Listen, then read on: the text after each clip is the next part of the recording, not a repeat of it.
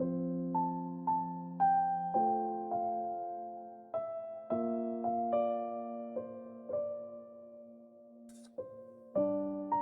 우리에게 허락하신 말씀은 요한복음 1장 1절로 18절까지 말씀입니다.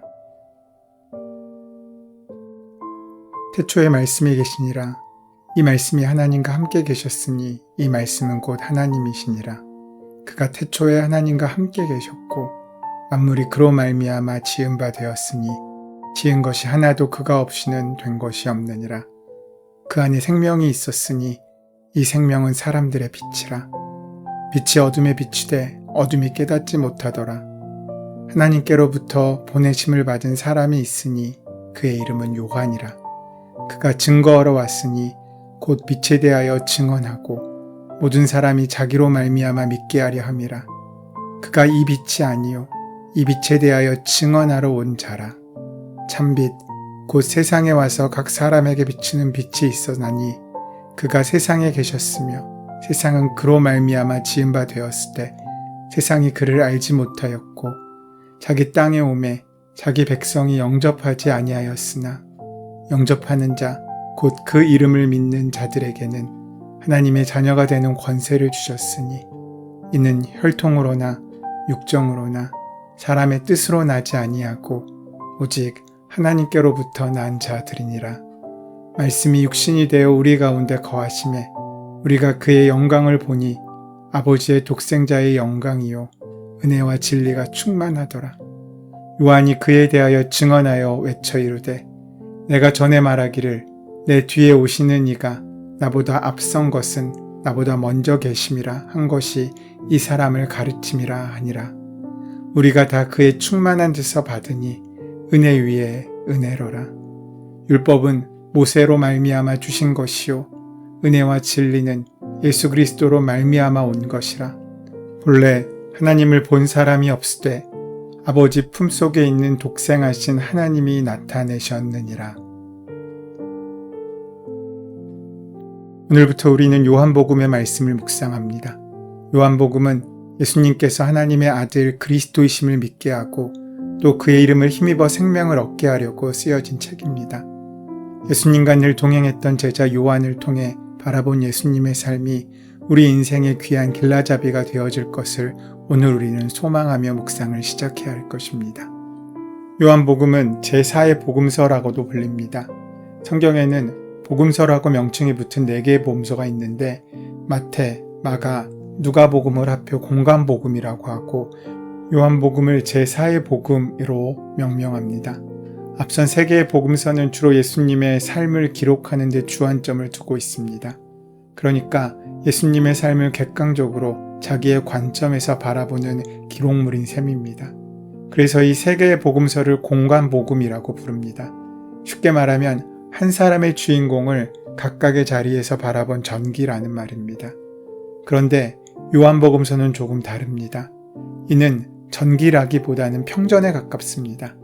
예수님의 삶을 바라본 저자 요한의 주관적인 관점이 가미된 책이라는 뜻입니다. 또 하늘에서 예수님을 보내신 귀한 은혜의 뜻이 무엇인지 우리에게 밝혀 보여주고 있는 것입니다. 다른 어떤 저자들보다 예수님과의 지근거리에 있었던 요한이기 때문에 가능했었던 일입니다. 그는 예수님의 마음을 좀 더 풀어서 해석과 해설을 담은 글을 적은 것입니다.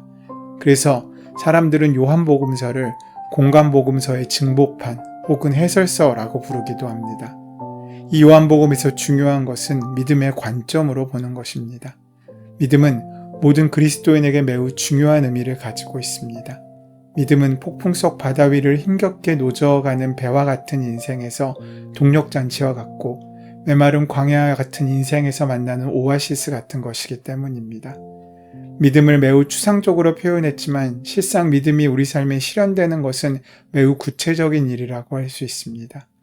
믿지 않는 가족이 복음을 받아들이거나 회복되기 힘든 병에서 완치되는 것이고 간절했던 기도의 제목이 응답되고 하나님의 말씀이 부인할 수 없도록 내 귀에 들리는 것입니다. 이렇듯 일상에서 만나는 믿음의 현현은 신앙생활을 하는 동안 지속적으로 우리에게 나타납니다. 믿음의 복음이라고 하는 요한복음서에서 믿는다는 말은 매우 중요한 표현입니다. 요한복음 전체에 총 98번 언급되고 있습니다. 반면 믿는다라는 표현은 등장하지만 믿음이라는 단어는 한 번도 사용되지 않고 있음을 주목해야 합니다. 요한복음의 저자인 사도 요한에게 있어서 믿음은 단어로 고착되어 움직이지 못하는 명사역 개념이 아니라 삶 전체에서 드러나는 매우 역동적이고 움직이는 적극적인 동사적 행위이기 때문입니다. 믿음을 단어로 명문화하지 않으므로 요한은 복음서를 읽는 독자에게 다양하고 풍성한 믿음의 세계로 초대하고 있습니다. 그것은 주어지는 것이 아니라 살아가는 것입니다. 그저 우리가 마음으로 품고 있는 것이 아니라 삶으로 드러나야 한다는 것입니다. 의미 없고 고단하며 외롭고 지쳐있는 우리의 인생이 복음서를 통해 나에게 찾아오신 또 말을 걸어주시는 주님을 만나 믿게 됨으로써 우리 삶의 의미와 목적을 발견하게 됩니다. 그러므로 믿는다는 것을 그렇게 어렵게 생각할 필요가 없습니다. 나에게 찾아오시는 주님과 깊이 교제하면서 만나고 대화하고 함께 살아가는 것입니다. 그래서 공간복음서는 예수님을 사건 중심으로 증언하지만 요한복음서에선 대화 중심으로 증언합니다. 그러나 예수님을 만나 관계를 맺고 교제하며 살아가는 것은 또한 쉬운 일이 아닙니다. 지금까지 인류 역사에서 예수님은 누구신가라는 질문을 중심으로 수많은 이단들이 출현했고 교회 공동체 안에 심각한 상처를 안겨주기도 했습니다. 요한복음서의 첫 문을 여는 오는 본문은 그 예수 그리스도에 대한 소개로 시작하고 있습니다. 요한복음의 독자가 유대적 배경을 지닌 유대인이라고 할지라도 헬라적 배경을 지닌 이방인이라고 할지라도 본문을 통해 다 함께 한편의 아름다운 그리스도 찬양시를 고백함으로 예수 그리스도를 참 생명이요 빛이라는 의미로 바라보게 만듭니다. 이러한 요한의 독자적인 시각은 첫 구절에서부터 빛을 발합니다. 그는 하나님을 말씀으로 규정하였고 그 말씀으로 천지가 창조되었음을 강조합니다. 그리고 그 말씀이 성육신이 되어서 이 땅에 오신 예수 그리스도로 선포하고 있습니다. 이는 우리에게 훌륭한 통찰력을 선사합니다. 예수님은 태초부터 계신 말씀이셨습니다. 이 말씀은 태초부터 하나님과 함께 계셨던 하나님 자신이셨고 그로 말미암아 모든 만물이 창조되었습니다. 요한복음이 소개하려는 분은 천지를 창조하신 하나님이시며 보이지 아니하신 하나님이신 말씀이십니다. 사도 요한은 매우 충격적으로 자신이 만났던 그리고 이 땅에 잠시 존재하셨던 예수님은 사실 태초부터 거슬러 올라가서 온 세상을 창조하신 창조주라고 소개하고 있는 것입니다. 그리고 그것을 믿는 것이 믿음의 첫 단추인 것을 말하고 있습니다. 예수님은 천지를 창조하시고 모든 만물을 그 발에 복종케 하실 주자라는 사실을 우리는 기억해야 합니다. 이렇듯 말씀이 현실이 되어 만물을 창조되었듯이 말씀이 육신이 되어 이 땅에 오신 것입니다. 말씀이 우리에게 오셨습니다. 그 말씀은 사건을 일으킵니다. 태초에 말씀이 선포될 때 천지창조라는 사건이 이루어진 것처럼 그 말씀이 선포되는 자리마다 하나님의 역사가 드러나는 것입니다. 하나님의 말씀이 우리 안에 울려오면 우리는 무언가를 하게 됩니다. 우리에게 너희가 먹을 것을 주라 하고 하신 말씀이 들려오면 우리는 굶주리는 사람들을 먹이기 위해 애를 씁니다. 선택의 갈림길에서 좁은 문으로 들어가라는 말씀이 우리 마음 가운데 들려오면 우리는 어려움을 무릅쓰고 의의 길을 걷게 되는 것입니다. 하지만 지금 우리는 엘리 시대와 마찬가지로 하나님의 말씀이 희귀한 시대에 살고 있지 않은가 싶습니다. 교회와 성도들도 많은데 하나님의 말씀에 사로잡혀 살아가는 사람은 많지 않으니 말입니다. 물질적인 풍요로움이 우리의 귀를 막아 영혼을 질식시키고 있습니다. 우리의 분주한 삶의 속도가 하나님의 말씀을 가로막고 있습니다. 일찍이 예언자 아모스는 이러한 현실을 이렇게 이야기합니다. 보라 날이 이를지라 내가 기근을 땅에 보내리니 양식이 없어 주림이 아니며 물이 없어 가람이 아니요 여호와의 말씀을 듣지 못한 기갈이라. 성경 공부에 참여하는 사람들도 많습니다. 성경을 여러 번 읽는 분도 계십니다. 기독교 방송을 늘 틀어놓고 사시는 분들도 많습니다. 하지만 그렇게 우리에게 들려오는 말씀이 우리 영혼에 울려서 무언가 사건을 나타내지 못하고 있다면 그 말씀은 아직 우리에게 제대로 들린 것이라고 할 수 없습니다.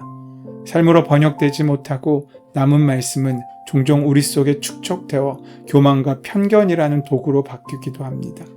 우리는 말씀이 온전한 육체가 되신 분을 압니다. 예수님께서 바로 그러한 분이십니다. 14절 말씀에 말씀이 육신이 되어 우리 가운데 거하심에 우리가 그 영광을 보니 아버지의 독생자의 영광이요 은혜와 진리가 충만하더라 라고 말씀합니다. 말씀이 육신이 되었다는 말씀은 우리에게 소망을 줍니다. 신앙생활이 무엇보다 이처럼 명확하게 표현되는 구절도 없을 것이기 때문입니다. 그 말씀의 육신화는 우리에게 대단히 중요합니다. 왜냐하면 말씀이 육신화된 결과들이 바로 우리들이기 때문입니다. 예수님께서 품으셨던 그 사랑의 말씀이 우리를 새로운 피조물로 만들어 놓으신 것 아닙니까? 이 땅을 살아가는 그리스도의 제자들은 주님의 말씀을 몸으로 표현하는 아름다운 통로들이기 때문입니다. 이에 대표적인 사람이 바로 세례자 요한입니다. 본문 6절 7절에 보면 하나님께서 보내신 사람이 있었다. 그 이름은 요한이었다. 그 사람은 그 빛을 증언하러 왔으니 자기를 통하여 모든 사람을 믿게 하려는 것이었다. 그리스도인이란 하나님께서 보내신 사람입니다. 그 빛을 증언하고 증거하기 위하여 삶을 살아가는 사람들입니다. 자신을 통해 모든 사람에게 그리스도를 보여주고 하나님의 은혜와 능력과 성품을 드러내는 사람들입니다. 하나님의 말씀의 통로가 되고 주님께서 베푸시는 축복의 도구가 되는 사람들, 그들이 바로 그리스도인입니다. 신앙생활이란 하나님의 말씀에 육신을 부여하는 과정입니다. 우리가 밥을 먹으면 그 밥이 우리 안에 살이 되기도 하고 피가 되기도 하여 나로 바뀌듯이 하나님의 말씀은 우리 속에서 구체적인 삶으로 드러나야 합니다. 하나님의 말씀은 지금도 꽃이처럼 우리 속에서 활짝 피어나기를 기다리고 있으십니다. 요한은 이 성육신의 신비를 다른 말로 표현합니다. 마지막 절 말씀, 본래 하나님을 본 사람이 없으되 아버지 품속에 있는 독생하신 하나님이 나타나셨습니다. 사랑하는 여러분, 우리는 누가 무엇라고 해도 사명을 받은 사람들입니다. 그래서 우리의 삶은 여타의 삶과는 달라야 합니다. 마치 부모의 무게를 진 것처럼, 그래서 아이처럼 살 수만은 없던 것처럼 조금 더 성숙하고 좀 더 이타적이고 조금 더 깊어져야 합니다. 그것은 손해보고 어려워지는 길이 아닙니다. 참된 행복을 주는 길입니다.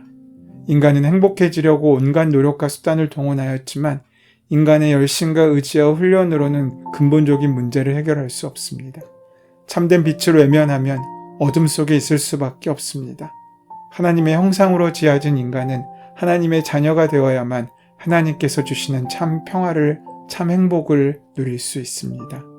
참 빛이신 예수 그리스도를 영접하면 위대하신 창조주 하나님의 자녀가 되는 엄청난 권세를 얻고 빛 가운데 살아갈 수 있게 됩니다.